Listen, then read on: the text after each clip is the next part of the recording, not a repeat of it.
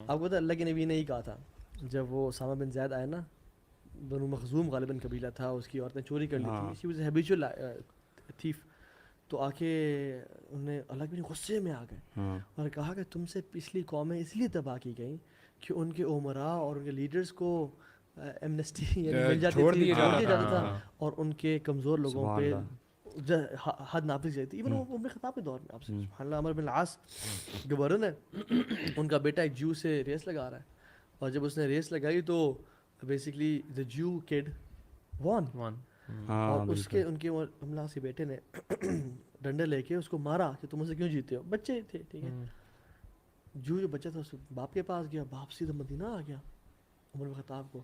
چھوٹی سی بات ہے دیکھیں، دیکھی جاتی ہے یار، ایک ڈنڈے تو مارے، ہمارے تو زنا گلی محلے میں تپڑ چل رہے ہوتے ہیں، مکے چل رہے ہوتے ہیں، وہ کراس تپے ٹھیک ہے.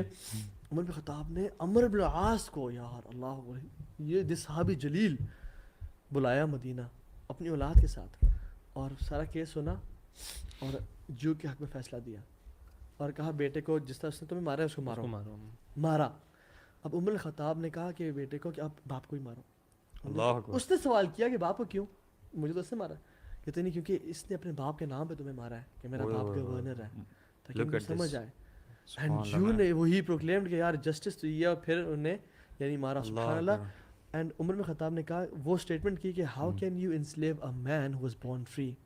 آج بھی یونائٹڈ نیشنز کے چارٹر میں عمر بن خطاب کی اسٹیٹمنٹ لکھی ہوئی ہے.